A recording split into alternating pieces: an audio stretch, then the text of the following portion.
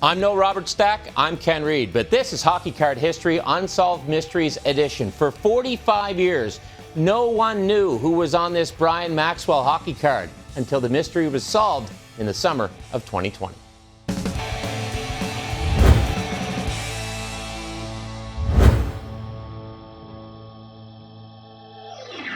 Welcome to Hockey Card History, now presented by Tim Hortons NHL Trading Cards, available in restaurants now.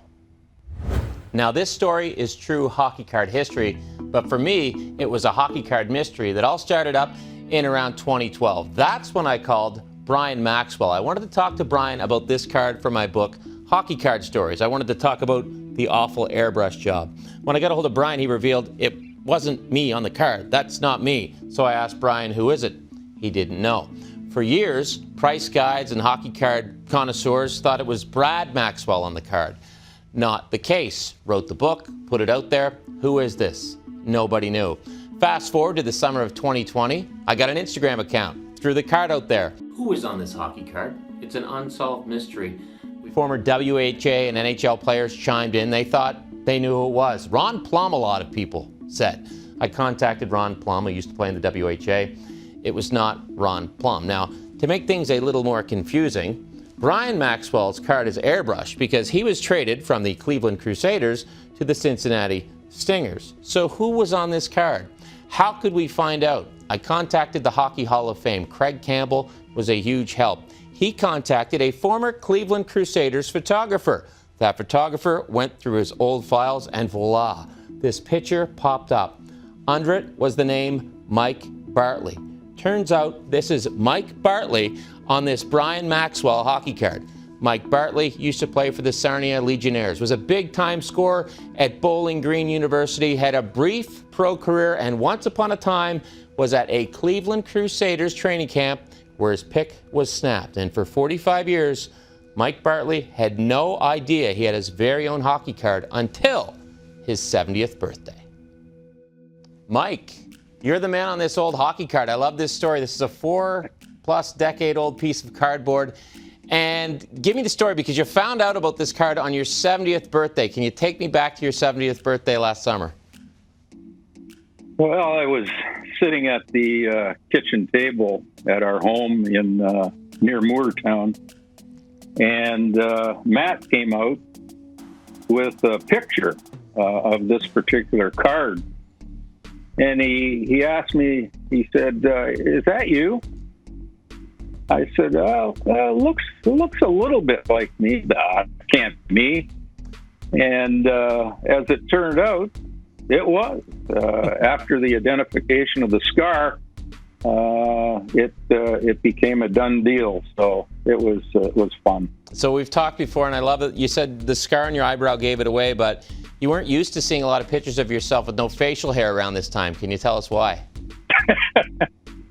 Well, when I was at Bowling Green, I had a mustache, and it was fashionable at that time. Everybody had the long hair, the sideburns, and the stash. And I got married in the summer of '74. So I shaved the stash off. So I looked a little bit different. Well, you're definitely nice and clean shaven. So I mean, the card's confusing because Mr. Maxwell, Brian Maxwell, had been traded from Cleveland to Cincinnati, hence the airbrush, hence the wrong logo. So it made this card such a mystery. Did you have any inkling over almost 45, 50 years that you were on a hockey card? Well, it's been 45 years since I played. I can only think of one word to describe the whole episode, and that is it's surreal. It's just unbelievable. I do remember very vividly being at the Crusaders camp, and obviously pictures were taken, but I had no idea I would ever see my face on a hockey card. So was it a nice present on your 70th birthday, a little footnote to what's been a wonderful hockey life? Because aside from playing at Bowling Green for 4 seasons and a minor pro career, in the Greater Cleveland Sports Hall of Fame. You're the winningest coach in Ohio high school hockey history with Shaker Heights. So, I mean, this little footnote, little cherry on top, what does this hockey card mean to you? Well, as a youngster, I collected hockey cards, and I still have my collection. And I look through them occasionally, and when you're growing up in Canada, you're a kid, you're playing minor hockey. It's that oft-mentioned dream that players mention about maybe someday making it big in the game. But it was, again, just a surreal situation. Have you told anyone about this? I mean, I'm sure it doesn't come up at dinner conversations all the time, but I mean, you get fan mail with these cards, people asking you to sign them out. Is the word kind of getting out there that, hey, the old Shaker Heights High School coach who coached me for 30 years, you know he had a hockey card? Well, I've had 6 people send me the card and wanted me to autograph it, and I sent them all back. One interesting one from a guy who lives in Paynesville here in Ohio. He said he used to follow the Toledo Gold Diggers, and he said he wasn't aware that I was on that team with the big line that was called Murder Incorporated. Willie Trognitz, Paul Tannerdini, and Doug Mahood. They had 835 penalty minutes that season.